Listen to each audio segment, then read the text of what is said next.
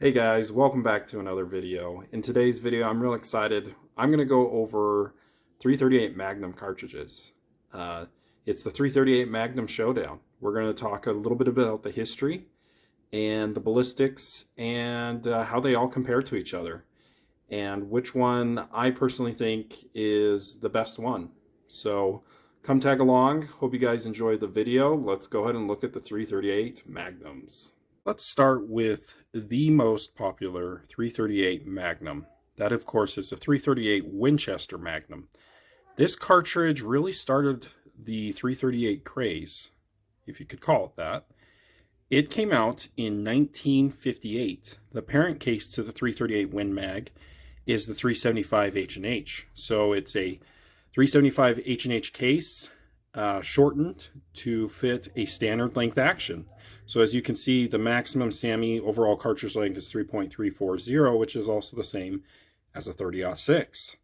And so it fits into a standard length action. And honestly, I think this is probably one of the more efficient 338 calibers there is. So let me just go ahead and show you the stats of the 338 Win Mag. As I said previously, the parent case for it is the 375. The velocity with a 250 grain bullet is pretty darn good, 2750 if you hand load it. And as I said previously, this cartridge is pretty efficient. It's getting that velocity with a 24-inch barrel most of the time. Energy at 400 yards, it's going to be going, 2578. That's pretty darn good energy. Recoil, this is obviously without a muzzle brake. 35, so it does have some kick. Ammo availability, this is very much a thing for my area, so I would say you're gonna find it most of the time, even during this crazy time of not finding ammo. Ammo cost, costs have just been driven up so much, but it's on average, you're going to pay around $80 to $85. So let's go to the cost of the rifle. The nice thing about 338 Win Mag is it's so popular, it's going to be in almost every rifle offering. The next cartridge I want to talk about is the 33 Nosler. This is one of the newest 338 cartridges. And surprisingly, with its Nosler name, it is not a burner as you might think it would be. It fits a standard length action, but unlike the other Noslers, this case is actually shorter. Most Noslers are around 2.580-ish inches with length, and this one's under 2.5 inches. And it's still quick. It's quicker than a 338 Win Mag, but it lags behind the bigger 338s, as you'll see. But for example, this cartridge will shoot a 250 grain bullet only a little bit quicker than a 338 Win Mag.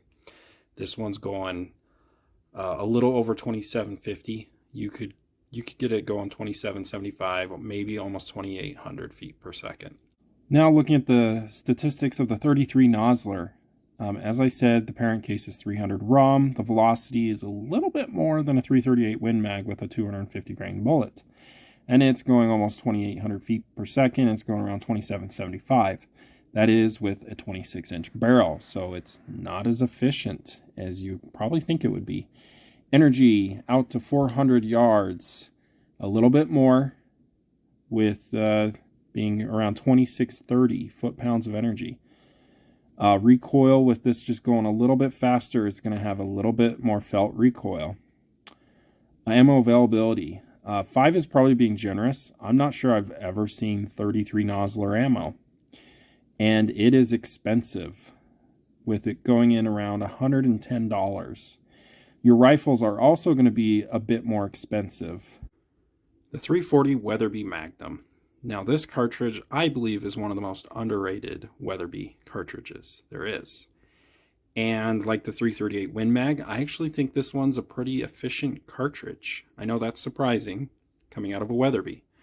But what this cartridge is a 300 Weatherby necked up to 338. and it came out in 1962, I believe.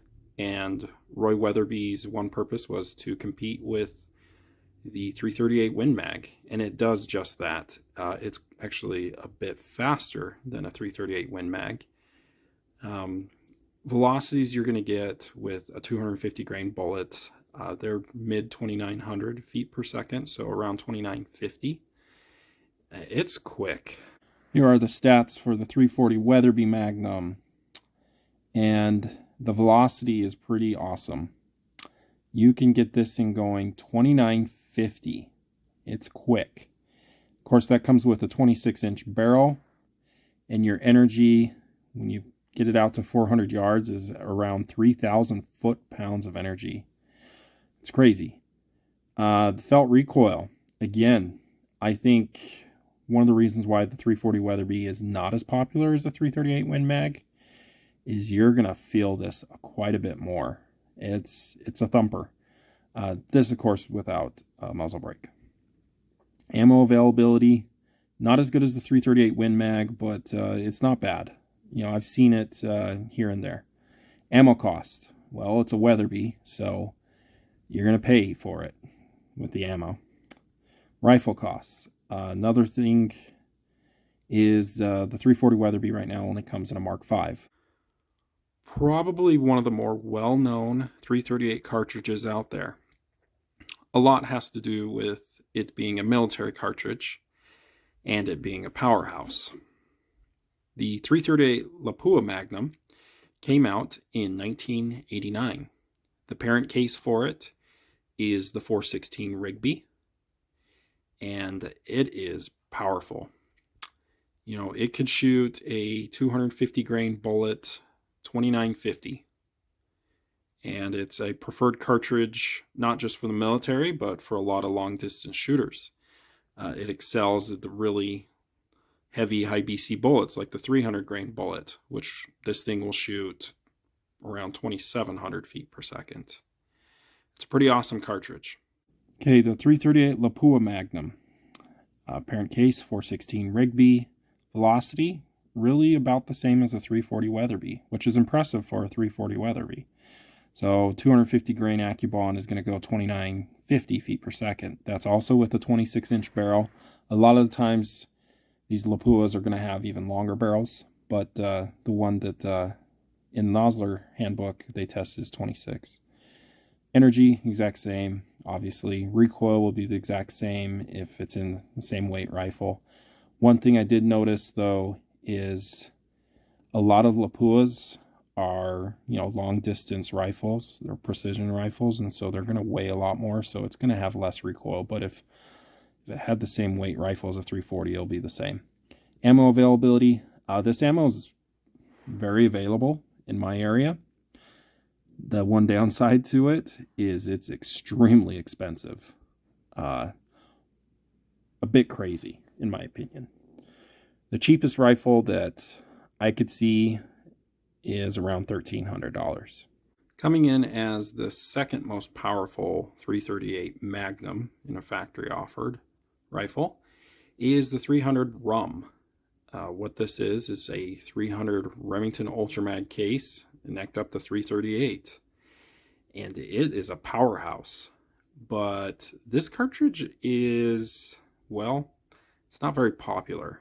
In fact, some might say it might be dying a little bit, but it's quick. So you could shoot a 250 grain bullet and it's going almost 3,000 feet per second. The 338 Remington Ultra Magnum. Parent case 300 RUM. Velocity with that 250 grain AccuBond is almost 3,000 feet per second, probably around 2,975 when you reload it. Interesting enough, I don't think you're going to find much factory ammo going this fast for it. That is one downside. The barrel, usually they're around 26 inches. And the energy is just a little bit more than the 340 and the 338 Lapua. So 3,067 foot-pounds of energy. Felt recoil, you're going to feel it a little bit more. This is a big cartridge. Ammo availability.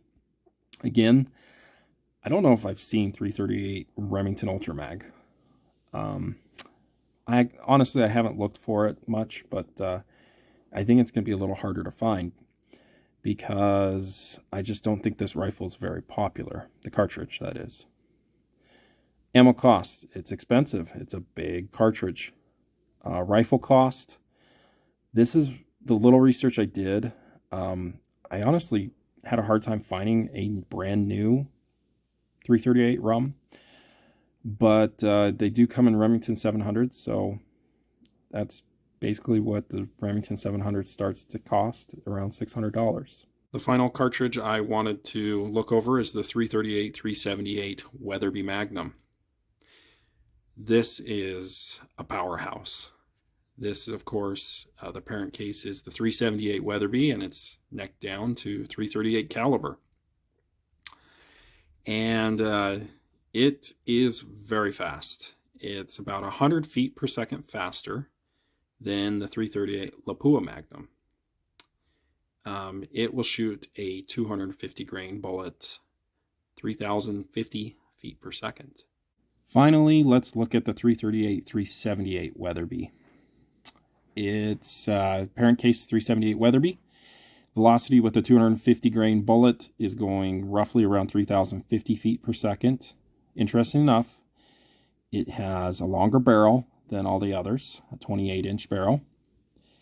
And your energy at 400 yards is the same energy of a 30-06 out of the muzzle, 3,200 foot-pounds. Now, I don't know if you'll ever get a 338-378 without a muzzle brake, but if you did, I would say it was roughly, 48, maybe pushing 50. But again, I don't think you're going to get a 338-378 without a muzzle brake. Ammo availability. This one's been tough to find. I haven't seen it in a long time. I do see a lot of 378, but not 338. Ammo cost. Well, it's Weatherby, and it's a huge freaking case. So, $150 usually for your ammo, which is really pricey. The rifles, they only come in Mark 5s, and so again, they usually start around $1,200. So which one would I pick? Which one do I think is the best 338 Magnum? Well, if you're on a budget, there's really only one choice, and it's a darn good one. I'd have to go with the 338 Winchester Magnum. It is the least powerful, but it's still a powerhouse. The thing is pretty incredible. And you can get it at really inexpensive costs, the rifle. And the ammo's the cheapest, so that would be my pick. But if money is not a worry at all, I would definitely pick the 340 Weatherby Magnum. Hope you guys enjoyed the video. Let me know which one you think is the best. Have a great day.